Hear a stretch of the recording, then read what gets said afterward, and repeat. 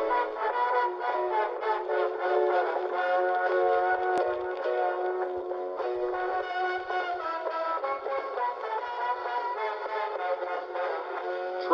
Cinema. Welcome everybody to another episode of Trash Cinema. This week, I think we're going to actually nominate our first Hall of Fame Trash Cinema star, and it's going to be Kevin Sorbo because we watched God's Not Dead and Poolboy, and I started looking over his whole world of film, and I'm realizing that he should be nominated. But first, before we get into that, I'm your host, Michael. My co-host, Kersey. So this was kind of a discussion we had whether or not we should do God's Not Dead and Poolboy, and we're like, well, should we do Call the Conqueror or throw something else in? And I think we have a good double feature here. But just in general, though, I think Kevin Sorbo should be our first nominee for the Hall of Fame of Trash Cinema. Well, I think he fits. It's just like what's required is almost a sense of cluelessness when it comes to what's good and what's bad. He just takes whatever he takes, and I've noticed that the fun version of Kevin Sorbo that started off in Hercules is pretty much dead now. He seems to be really bitter. Have you ever read any news articles during his whole promotion of God's Not Dead? Oh God, he's such a douchebag. He is. He's really bitter, and he keeps blaming like stupid things for his unsuccessful career.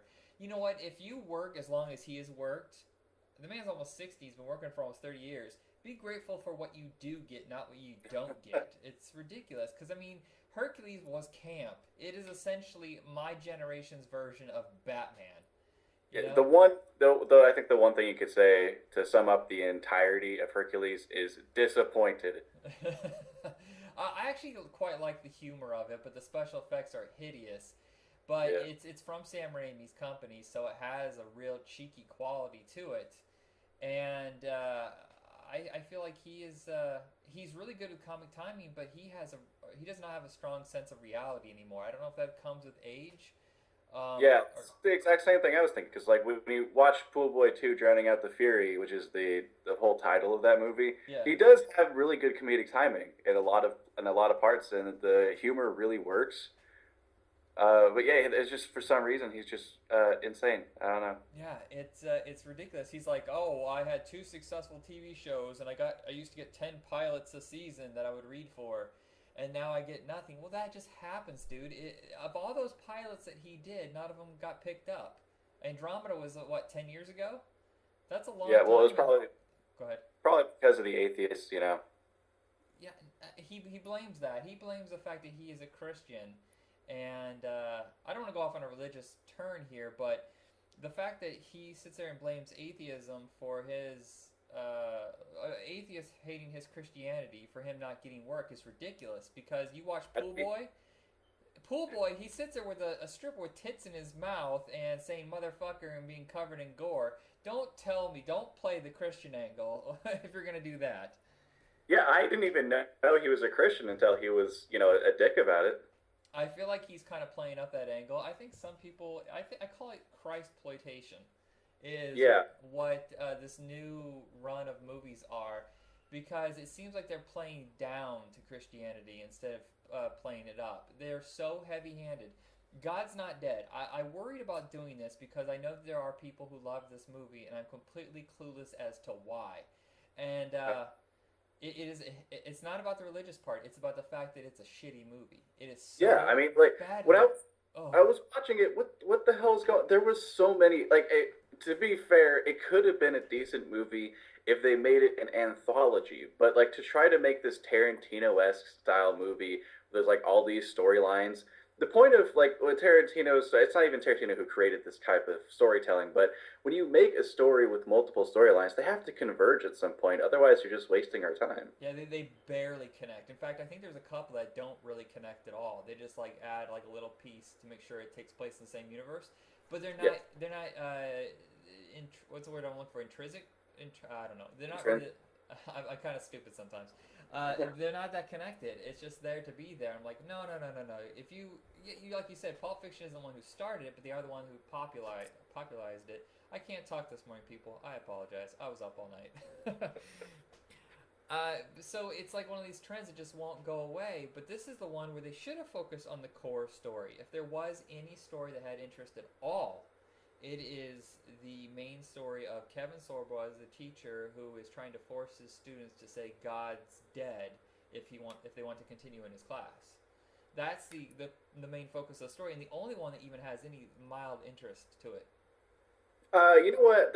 There's only one other thing. I actually think they should have focused on the gal that was whose father was like really Muslim. I think that one had more potential because it actually felt authentic when she was sitting in the car and he was saying that this world isn't about us because these people aren't us. And the only reason I say this is because I love you. It felt authentic. Like this is a real conversation that can happen. And I was kind of blown away for a second. I was like, oh, I just had to sit through like one of the most dumb racist stories, and then now I get to this one that actually feels real. And her story is so short. I think if you just take all of her bits out, it's probably like 5 minutes. Yeah, you know what? I even completely forgot about that storyline because I would say it's probably if you summed up everything, it's 5 minutes of the movie. Yeah. These are like a collection of shorts that might have been put together. I feel like they're a collection of shorts that are put out there for funding and say, hey, watch this 5 minute short. This is the idea we're trying to get across. Can you guys give us $5 million to put this movie together? And they're like, wait a minute, we already have kind of a movie, and then they just try to weave it together. It bothers me. The whole movie's so disjointed. Dean Cain, his whole thing is completely pointless. It's so empty-headed. Well, I actually have a huge problem with the main storyline because if you remember a while back, it was really popular to have like those things on Facebook, those stories like, oh, there was this atheist professor who got on a soapbox and said, "God, knock me down." It's like that doesn't happen in college. I mean, I feel like this is what people who don't go to college imagine what college is. It's just like a propaganda factory to try to get you to lose your faith, and that's not what it's about at all. I took a class about atheism. Like I took a philosophy of atheism course taught by a very prominent atheist speaker. He's not, Daniel Dennett or Richard Dawkins per se, but I mean, he is well respected in his field. He never once tried to proclaim that God wasn't real or tried to disprove anybody's faith. It was more about how you handle an argument, how you talk to people about their beliefs. It was more respectful than anything. Yeah, the So this idea is basically like, oh, you remember those annoying things you used to get on Facebook about how some Christian kid defeated his atheist professor? Well, here's a movie about it. So I don't like that story. yeah it They say at the end of the movie that there's a whole history of cases where people were condemned for their religious beliefs. And I have to actually look them up to see if they're skewed, which I feel like they probably are in the direction they want it to go. I don't know the whole history of that kind of thing, but they take anybody who's not Christian in this movie and make them a villain, an enemy. Instead of just being normal people, I have Christian friends. I'm not a Christian anymore, but I never see it. It's extremely rare to find someone so black and white, like the way it is in this movie. They almost do this to make it more palatable. They need a villain, so therefore they make Kevin Sorbo's character almost like lunatic with Yeah. his ideas. It's like, no, nobody would ever do that. Nobody would bully their students into this. Some people are flawed and they come to their beliefs for certain reasons. Now, I kind of like the fact they actually gave him a reason for being it instead of just being like, nope, that's it. I'm a blank slate. I was born thinking that God is dead, and I'm going to stay that way. They actually gave him some sort of reason for it, so I'll give him the credit for that. But Yeah, I'd like to take that credit away because it kind of made it seem like every person who's atheist just has, some trauma in their past that they can't get over. I felt like it was kind of a bad message in general. well, I guess I'm not saying the fact that they gave him a reason. Hard to explain. Religion is a very difficult thing to discuss because you don't want to get misconstrued. But Right. they gave a reason, not Sure. that particular reason. I'm not saying the fact that he turned his back on because his mother died. I'm just saying they gave him some reason for his beliefs, not the fact that it just blanket statement of like I'm an atheist. I'll always be an atheist, but no reasoning behind it. Like I mean, if they had explained, well, I've done the scientific research, they never gave him much. They didn't give him intelligence for No. anything besides his rage. that problem I had too was that he was such a dick to everybody, even the person that he was dating, Yeah, I don't even know how they got and he was together. That such a doesn't make piece of sense. shit to her the whole time. But yet he was like next in line to be like chair of, I don't know, dean of students or something like that. It was just kind of bizarre that he was like that high up in that school, and yet he was just like total piece of shit to everybody. Like that nobody who acted like he would probably even be a teacher. Right? Why was she even with him in the first place, and why was he with her? I mean, didn't he? She said, "You know, I'm a Christian, right? Why are they together?" That makes no sense. They probably just don't talk about it as much as he wants to or that she wants to. I don't know. It was probably because of a good sex, Yeah. but we're not going to show that part. So besides the logic of the arguments and the reasoning behind it, the other thing is the fact that it's just flat out incompetent. The acting is so bad. There are scenes so atrocious that I could barely get through it. The lead kid and his girlfriend, that is the most brutal scene in Uh, the movie. I actually stopped it and walked away for days because it was I, so bad. yeah, I just skipped over it. I couldn't do it. You know, it's like, oh, my mom was right about you. Like, what the hell are you talking about? He's defending faith. Isn't that kind of what you want? Or I don't know. It was I maybe it's because I didn't grow up in this sort of. I kind of grew up without any religion. I wasn't raised atheist or anything. It's just like my parents didn't talk about it because they didn't really know what to say. So so I didn't really grow up in these circles, so I don't really know what it's like. So maybe I can't comment on it. But it just seemed really weird and fake. And she kind of seemed mean anyway. I didn't really like her. Yeah, I did grow up in this kind of environment, and for every person that here's the weird thing, um, one on one things are a lot different than group mentality. I fear Yeah. churches. I grew up in churches, and then slowly realized that it was like this competition to see who was better, who was. It wasn't even about who was more holy than the other person. You know, who stuck to the good book more than the other person. It started to turn into this thing where, well, what is she wearing? Oh, they're poor. They shouldn't even be at this church. They should go to some low rent church. And I was like, this is nuts. And then by college, I started really reading the Bible and started like writing down all these things that made no sense to me, whatever. And I started questioning them. And there was a point, there was a breaking point because my mother and my sister were both going to the Christian college, whereas I went to a secular college. And boy, they browbeat the hell out of me, just constantly arguing with me. I didn't want to argue. I was just making them a statement, and that's about it. We can have a discussion, but not an argument.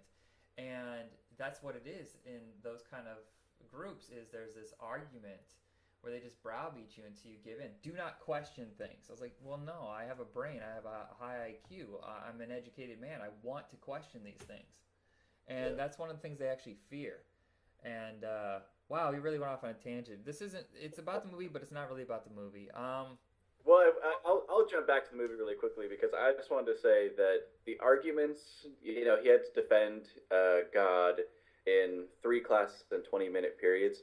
First of all, the last one, which was like the big one, was Yeah. an appeal to emotion. It had nothing to do with whether or not God was real. It was just about faith in general, which I thought was kind of what I guess is important because you find out that his mom died. That's why he doesn't believe in God. But it doesn't really make sense. Like, if you're supposed to prove that God exists, why are you talking about a free will? That doesn't make any sense. So I didn't. I thought the writing was really lackluster in that area, and the arguments on both sides are just terrible. They're just appeals to authority on the atheist side. The other one is just like appeal to emotion on the other side. What the movie feels like, and there are some decent religious movies out there, but they're very few and far between. Um, what hampers this movie is it feels like a Fox News version of a movie Yes. where they're trying to bait you. They don't want real discussion. They want you to get angry. They want you to get fired up because that's the way our news works now. They don't care so much about facts and explaining things thoroughly. They want bits and pieces to get your interest, to get you revved up and just oh, how dare they, that kind of stuff. That's what people want, and that's what sells. And that's the sad part is God's Not Dead is a really, really fucking terrible movie, and Yeah. it made a ton of cash because it got people fired up. Yeah. Um, I think also it's because of the budgets. Not a lot of people are going to fund these movies, even though they make a lot of money. It's an exploitation genre right now, and oh, they cost like $2.5 million. There's this one guy. Do you know the blonde guy in the movie? His car dies, and then he rents a car and it dies. That And he guy. writes another card. Yeah, Yeah, that was yeah. That's the weird. guy who runs this company that makes all of these movies. Oh my god. Yeah, you look on the video shelves and you would see like every couple months a movie starring him will pop up or co-starring him, and I feel like he is playing people. I feel That like was a weird storyline too. What the hell? Like, so God's basically testing everybody's faith in this movie, and he's a pastor, so his should be like something more extreme. His is, oh, I can't get to Disneyland. yeah, That his story was that's really that's weak. his test of God. Like everybody else had like these really like the main kid was gonna possibly fail a class, and that would ruin his chance for a future career as a lawyer.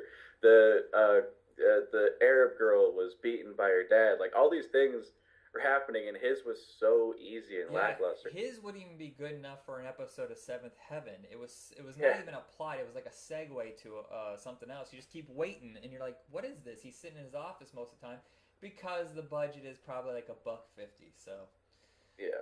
I'll give him credit. He's making a profit off of these movies, but he's also playing people. Yeah.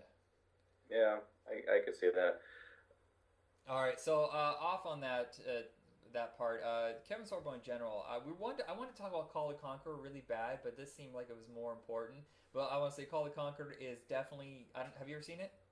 I haven't seen it yet. No. This is the one that was supposed to make him a big star. They released it on the holiday weekend. It was supposed to be the new version of Conan the Barbarian, and Oh, yeah, I've it's heard they this. said it cost $35 million, but you watch it, you're going, no, this is pretty much the same as Hercules. Are you sure it's this $35 million? Who stole most of the budget? It's really, really bad. The worst part is the fact that they play heavy metal music over sword and sorcery, and that has Oh, never made sense to me. Only works if they ever made like an Iron Maiden movie or a Black Sabbath movie, because otherwise, no, I don't want to hear when the oh God, that sounds awful. he did make one good movie, and that's one we're going to discuss next. Is Poolboy? Yeah, I really want to talk about this one just because nobody's seen it, and I feel this is a really underrated or like under-known comedy. Yeah, it's. I had to find it. I found it on Popcorn Flicks. It wasn't on Netflix or YouTube or anywhere I could find, and it's kind of a shame because it is lunatic. This has the same kind of energy that the guys who did Crank. They're just like whatever we want to put in, we're gonna put in.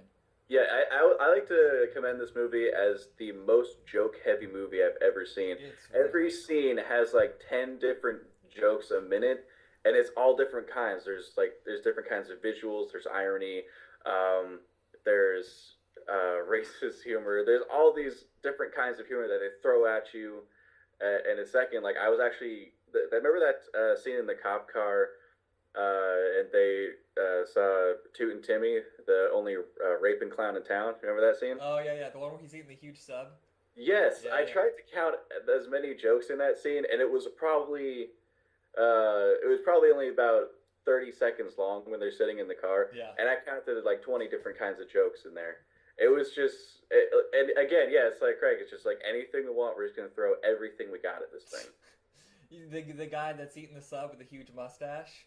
Yeah, That's Stan and Winston's the kid. sub was like 20 feet long. Yeah, that's Stan Winston's kid. Oh, really? Yeah, Matt Winston. I'm actually friends with him on Facebook. I posted a picture last night to his page. I was like, my God, that's a huge mustache, even a bigger sandwich.